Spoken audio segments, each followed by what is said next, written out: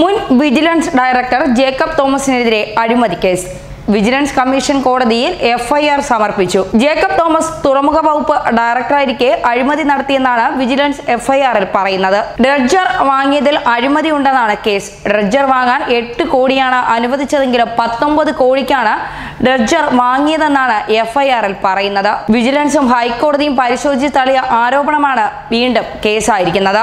Jacob തോമസിന്റെ രാഷ്ട്രീയ പ്രവേശനം വാർത്തകളിൽ ഇടം പിടിച്ചതിന് പിന്നാലെയാണ് പുതിയ കേസ്. കേരള കാഡറിലെ ഏറ്റവും സീനിയറായ IPS ഉദ്യോഗസ്ഥനാണ് നിലവിൽ ജേക്കബ് തോമസ്. എന്നാൽ 2017 ഡിസംബർ മുതൽ ജേക്കബ് തോമസ് സസ്പെൻഷനിലാണ്.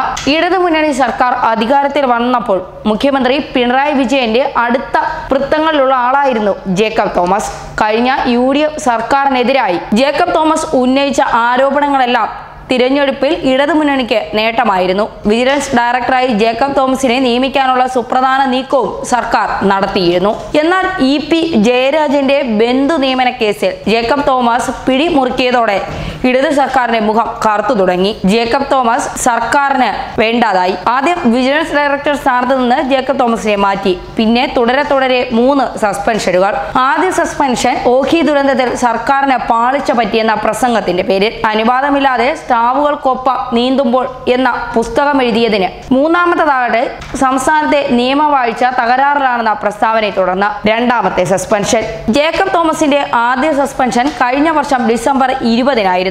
ഇത് കേന്ദ്ര സർക്കാർ അംഗീകരിച്ചില്ല. സസ്പെൻഷൻ ഉത്തരവും അതിനുള്ള കാരണങ്ങളും കേന്ദ്രത്തെ സമയബന്ധമായി അറിയിക്കേണ്ടതായിരുന്നു എന്നായിരുന്നു കേന്ദ്ര സർക്കാർ സസ്പെൻഷൻ അംഗീകരിക്കാതിരുന്നത്. ജേക്കബ് തോമസ് സർവീസിലേക്ക് തിരിച്ചു വരാനിടയായപ്പോൾ സർക്കാരിന്റെ അനുവാദമില്ലാതെ പുസ്തകം എഴുതിയതിന് വീണ്ടും തോമസിനെ സസ്പെൻഡ് ചെയ്തു. ഇടത് സർക്കാരുമായി ഇടഞ്ഞതുൾപ്പെടെയുള്ള വിവാദ വിഷയങ്ങൾ വിശദമായി എഴുതിയ പുസ്തകമായിരുന്നു സ്രാവുകൾക്കൊപ്പം നീന്തുമ്പോൾ എന്നത്.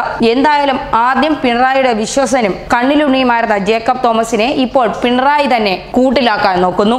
സസ്പെൻഷനിലായിരിക്കുന്ന ജേക്കബ് തോമസിനെതിരെ കേസുകൾ കുത്തിപ്പൊക്കി അദ്ദേഹത്തിന്റെ രാഷ്ട്രീയ ഭാവിക്ക് തന്നെ കോട്ടം തട്ടുന്ന തരത്തിലാണ് ഇപ്പോൾ സംസ്ഥാന സർക്കാരിന്റെ ഭാഗത്തു നിന്നുള്ള ഇത്തരത്തിലുള്ള ഒരു ആക്രമണം. എന്തായാലും ഇനി എന്താകും ജേക്കബ് തോമസ് സർക്കാരിനെതിരെ എടുക്കുന്ന ഇതിലൂടെയുള്ള നിലപാട് എന്നത് തന്നെയാണ് ചർച്ചാ വിഷയമാവുന്നത്. ന്യൂസ് ഡെസ്ക് മലയാളി വാർത്ത.